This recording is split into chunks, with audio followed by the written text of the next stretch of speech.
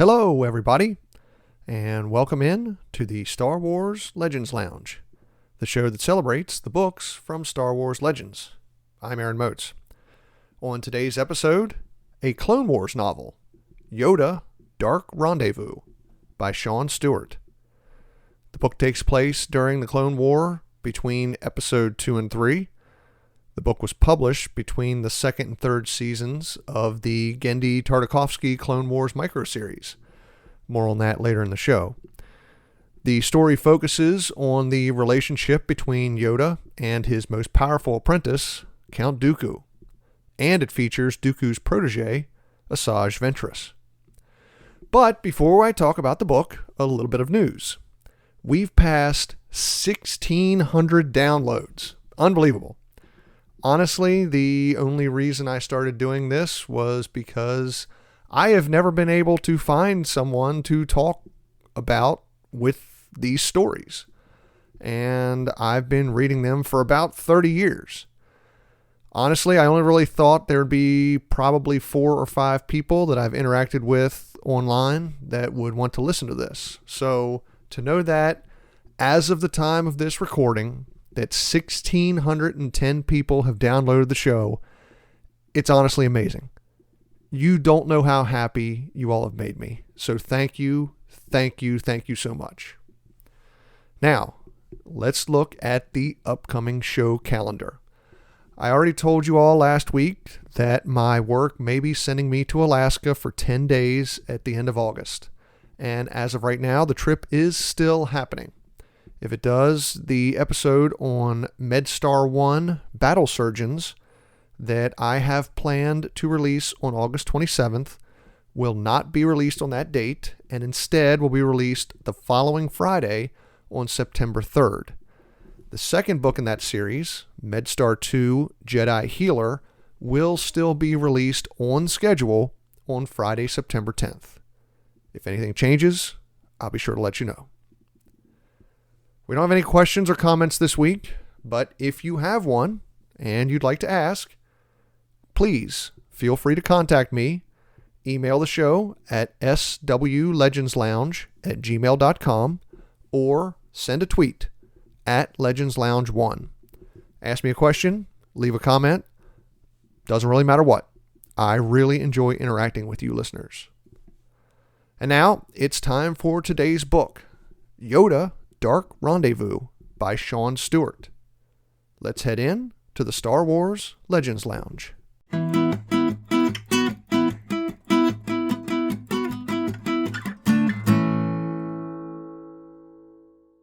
The story begins with Jedi Master Jay Merrick returning to Coruscant, battered and bruised. Merrick had been attacked in the Outer Rim by Asajj Ventress, Count Dooku's protege and dark assassin. Merrick tells Jedi Masters Yoda and Mace Windu that Ventress could have made him her latest kill, but Dooku wanted to use him to deliver a message to Yoda. The Clone War has raged long enough. Dooku wants peace. He wants to invite Yoda to the planet Vajun to discuss a ceasefire, and he offers the old Jedi Master a gift. A small seashell, a symbol from long ago when Padawan Dooku asked his master about falling to the dark side. "Many mistakes you'll make," Yoda said. "Many shells we have left for you, Dooku. If ever you are lost, you look back to this," the old master had said. "A candle I will light for you to find your way home." Now later, Yoda meditates on Dooku's invitation. It's clear that it's a trap, but Dooku is sincere. Yoda can feel it. Dooku is in over his head. He's afraid of his new master, Darth Sidious, and he wants the Clone War to end. As Yoda meditates, he feels a familiar presence. Qui-Gon Jinn had been gone for over a decade, but he was always near Yoda. Dooku is a fencer, Qui-Gon tells him. He's always looking for leverage. "Your old master, the truth is he telling?" Yoda asks about Dooku wishing for peace. "He thinks he is lying," Qui-Gon answers. Yes, Yoda whispers, making up his mind. Dooku, his old apprentice, is asking for help, and Yoda will be there to help him. But Yoda can't just leave Coruscant. He's the Jedi Council advisor to Chancellor Palpatine, and he helps coordinate the military movements throughout the galaxy. Leaving for weeks to meet with the Separatist leader could affect the war effort and be a political and public relations nightmare for the Jedi and the Republic. So the Jedi Council develops a plan to sneak Yoda off Coruscant. They hire the famous actor and Yoda impersonator Phalius Chuff to act as a decoy. Disguised as the Jedi Master, Chuff will fly on a highly publicized mission to the planet Ithor, while Yoda travels to Vajun with Jedi Masters Jay Merrick and Max Leem and their Padawans. The small party will be disguised as a family going on vacation, while Yoda hides in a hollow astromech droid. Everything begins as planned. Chuff, disguised as Yoda, boards a Jedi starfighter in front of the Coruscant media. He takes off with a contingent of 4 clone escorts, leaves the planet, and jumps to light speed. Meanwhile, Yoda and the Jedi board a passenger ship and head to the planet Findar, where they plan to catch another flight to Vajun. But it soon goes off the rails. Asajj Ventress ambushes Chuff and his squadron when they exit hyperspace at Ithor. Ventress destroys 3 of the escorts and disables Chuff's starfighter. The 4th escort ship flees the battle, returning to Coruscant to report what happened. Ventress circles the starfighter and sees the fake Yoda in the cockpit. She lines up to destroy the Jedi Master. She's killed 16 Jedi since the beginning of the war, and the Grand Master will be her 17th. But something stops Ventress from pulling the trigger. Something doesn't feel right. She can't feel the Jedi Master in the Force, only fear. And suddenly, it hits her. It's not Yoda. She's been tricked. Ventress takes the imposter on board her ship and then destroys the Jedi starfighter. She'll use the news herself. Let the Republic think that Yoda is dead. Meanwhile, Ventress will question the imposter and find out where the sneaky green bog goblin has really gone. Now, news of Yoda's death is a terrible blow to morale on Coruscant, and it's up to Mace Windu to inform Chancellor Palpatine about the decoy plan to sneak Yoda off Coruscant and to the meeting with Count Dooku. Mace suggests Palpatine let the Republic know that Yoda is still alive, but the Chancellor disagrees. The destruction of the decoy squadron will help cover Yoda's trip to Vajun. It will also put some distance between the Jedi and Chancellor's office. Palpatine says, many citizens already believe the Republic government and the Jedi are too close, and to immediately dispute the news report of Yoda's death without revealing him to the public will only reinforce those ideas. Now, following the meeting with the Chancellor, Mace also explains the secret mission to Obi-Wan Kenobi and Anakin Skywalker. He tells them about the message from Dooku and the invitation to Vajun. But now things have changed, Mace says. With the destruction of the decoy squadron, Ventress will know that she's been tricked, and she'll be hunting for the real Yoda. Mace decides to send Obi-Wan and Anakin to Vajun to help protect Yoda and his small party. Ventress questions Chuff and learns Yoda's real travel plans. She ambushes the Jedi during their layover on Findar, deploying a new type of battle droid. The droids attack Masters Merrick and Leem in the spaceport cafeteria, firing flechettes instead of blasters. The Jedi have grown accustomed to fighting battle droids during the last 2.5 years, but the flechette guns are something new. Instead of deflecting blaster bolts, the flechette rounds contain hundreds of razor-sharp projectiles that spread out over a large area. The Jedi deflect some of the projectiles, but not nearly enough. The flechettes start cutting Merrick and Reem down. But they are Jedi, and they have the Force. The two destroy most of Ventress's squad of droids, but eventually the attack overwhelms them. Before the Jedi fall, Ventress orders the droids to stop firing. She will finish this off. Igniting her red blades, Ventress steps up to Master Merrick. The wounded Jedi tries to raise his lightsaber to defend, but it's no use. He's dying, and they both know it. But he can try to buy time for Yoda and the Padawans to escape. Valiantly, Merrick tries to spar with Ventress until finally, wounded and exhausted, she slices her twin blades across his chest, killing him. Number 17. Ventress then walks over to where the severely wounded Jedi, Max Leem, is lying on the floor and plunges her lightsaber down through her heart. That's 18. Elsewhere, while the Jedi fight with Ventress, Yoda and the Padawans escape and continue onward to Vajun. Scout and Wee are distraught. Their masters are dead, and they saw Ventress cut them down. But Yoda remains philosophical, telling the Padawans that their masters sacrificed themselves to allow the three of them to escape and to try to end the Clone War. On Vajun, Dooku waits for his former master to arrive.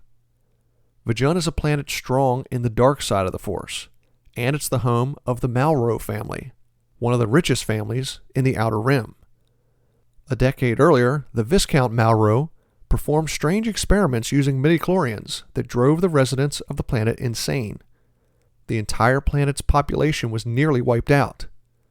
Now Chateau Malro is Dooku's latest headquarters. When Yoda and the Padawans land, they split up. Yoda tells the Padawans to wait on the ship while he goes to find Dooku. The Jedi Master ascends the cliffs to Chateau Malro, but once he leaves, Wee feels a disturbance in the Force, and he and Scout head into a cave near the landing pad. As the Padawans travel deeper and deeper into the cave, Wee's temperament changes. He's normally quiet and confident, but the dark forces on the planet have him acting strangely, and it's concerning Scout. She starts to ask him what's wrong when they hear an explosion. They look back and see battle droids firing into the cave ceiling. Quickly, the Padawans turn and sprint deeper into the cave, just as the ceiling starts to collapse. Deeper and deeper into the cave the Padawans run, until finally they come across a large door. It opens up into the basement of Chateau Malro. They've outrun the cave-in, but they've stumbled right into a trap. Standing there in the room, it's Asajj Ventress, and she has another squad of battle droids. Now, several stories up, Yoda arrives and confronts his former Padawan. The two talk about Dooku's time at the Jedi Temple and about how he became disillusioned with the Jedi. He pleads with Yoda, telling his former master that the Jedi have lost their way. They've been corrupted by politics and by the war. But Yoda encourages Dooku to turn his back on the dark side, return to the light, and the Jedi. Together, they can end this war. It seems that Count Dooku is conflicted, but just then, one of the servants bursts into the room with news. A ship has arrived with Obi-Wan Kenobi and Anakin Skywalker. In the basement, Ventress grabs Scout in a force choke and starts to advance on Wee. But Obi-Wan and Anakin sense what's happening and arrive just in time to rescue the two Padawans and chase Ventress off. Above, Dooku reels on Yoda, accusing his former master of trying to ambush him. He activates an orbital missile targeting the mansion. The book ends with Dooku escaping and Yoda calling on the Force to divert the missile, passing the chateau and exploding in the sea. Time for a break. When we return, I'll talk about what I liked in the book and about some of the stuff that didn't work for me. I'm Aaron Moats. You're listening to the Star Wars Legends Lounge.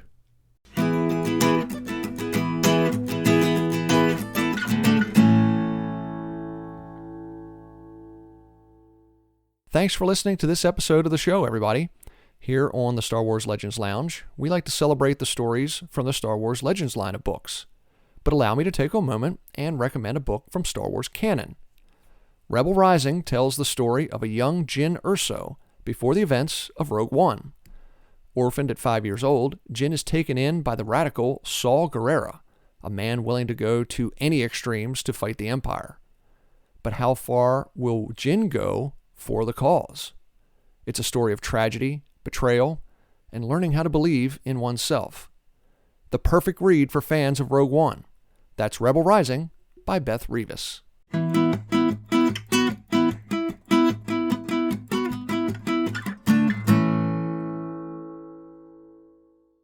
Welcome back into the Star Wars Legends Lounge, the show that talks about the books from Star Wars Legends.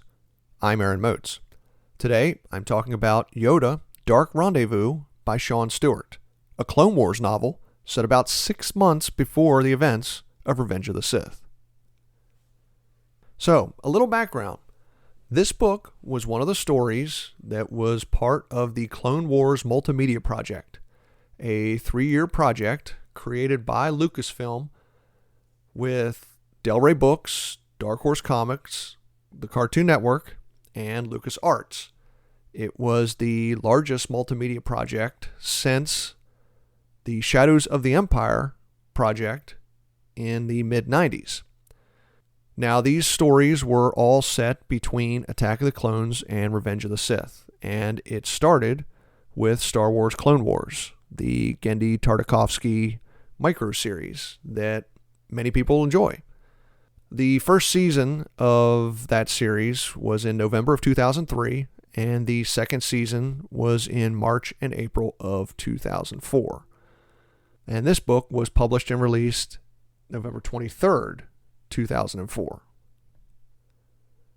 Now, there are several books and some video games that are part of this multimedia event. Books like Shatterpoint, the MedStar duology, Battle Surgeons and Jedi Healer, Jedi Trial, the Cestus Deception, the first Republic Commando book, Hard Contact, and the Republic Commando video game. And then there are several comics and children's books that were part of this event. And it spilled over into toys as well. Hasbro released a number of toys and figures that were part of this Clone Wars series.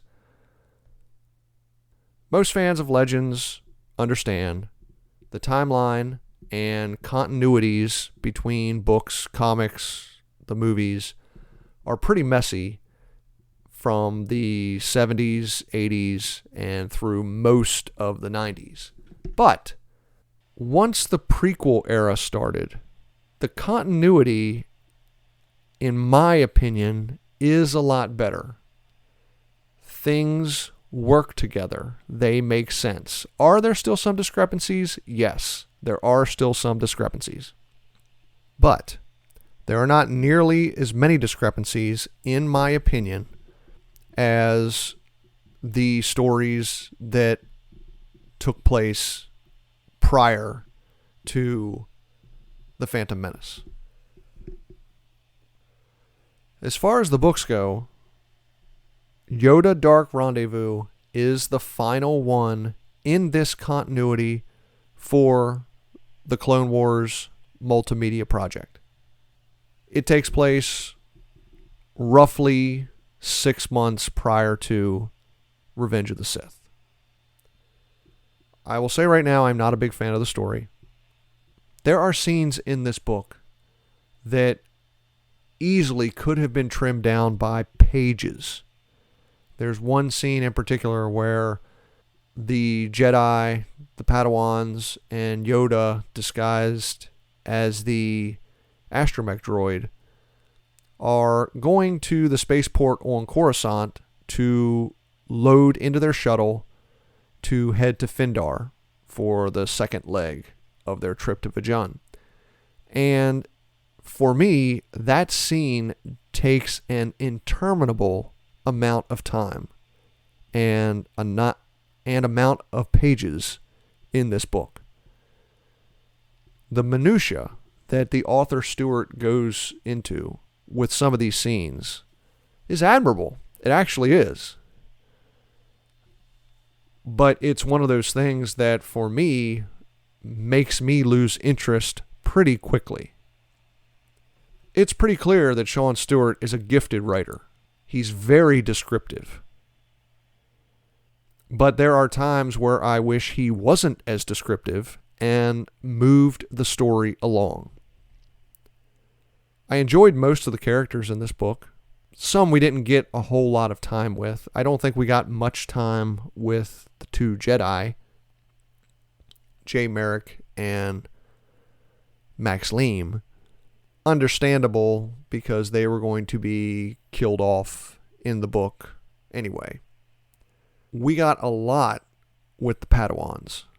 I did not go over much with Scout and Wee in the description of the book because many of the pages that they're on, like the pages I described at the spaceport, are kind of superfluous to me. However, both are pretty interesting characters. Scout is not very strong in the Force.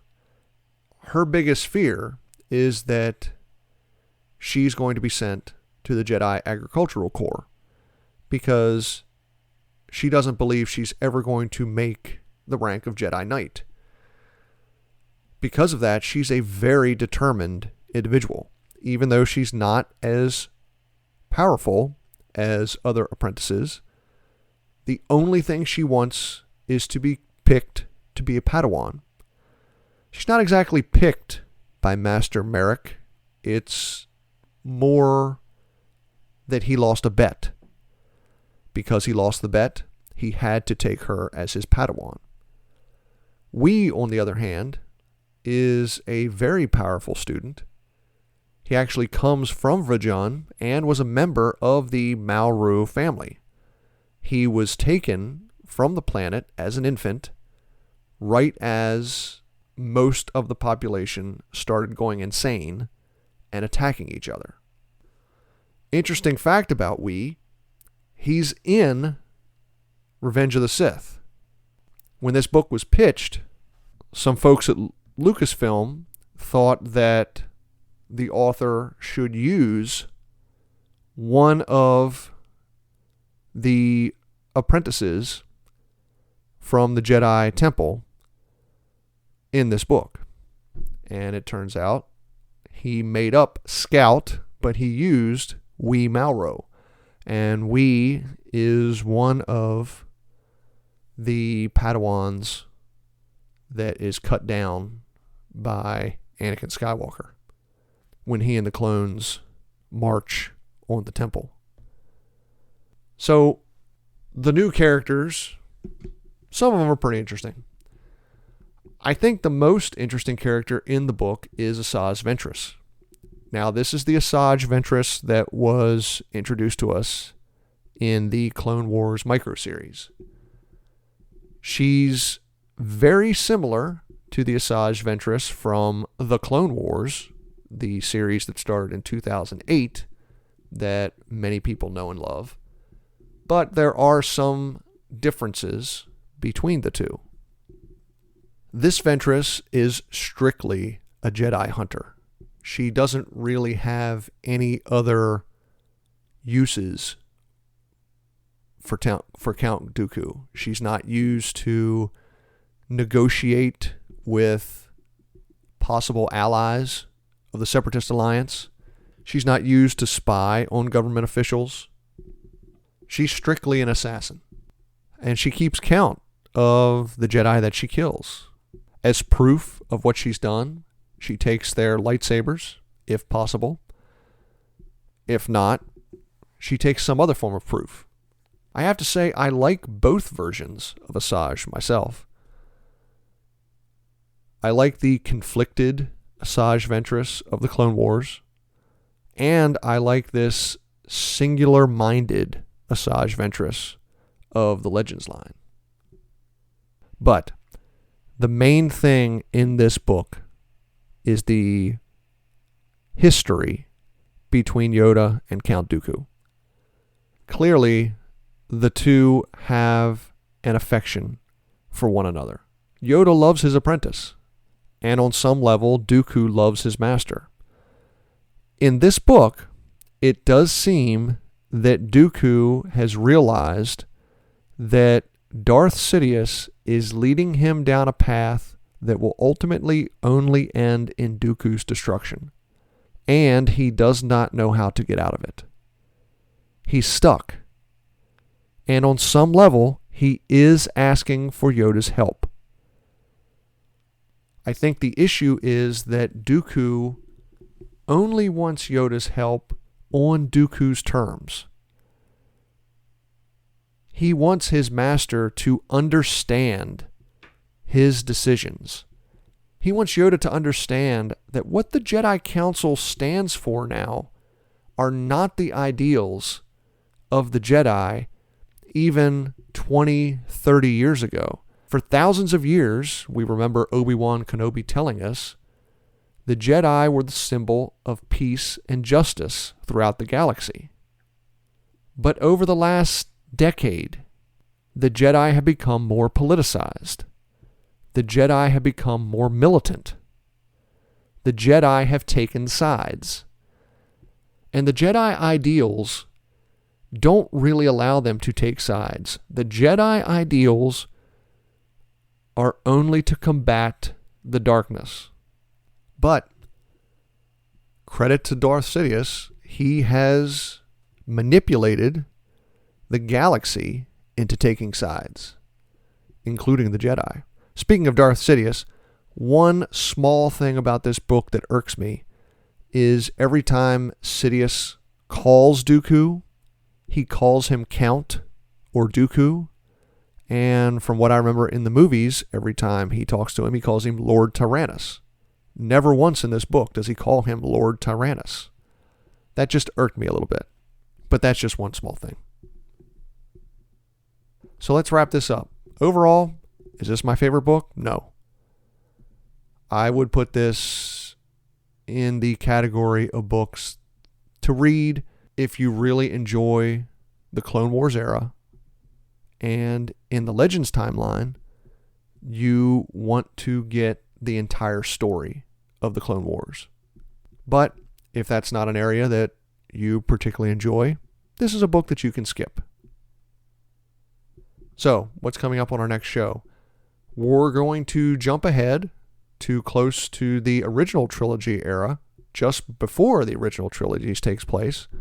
It's Dark Forces, Soldier of the Empire, the first of the Kyle Katarn books. So please join me on July 28th for that episode.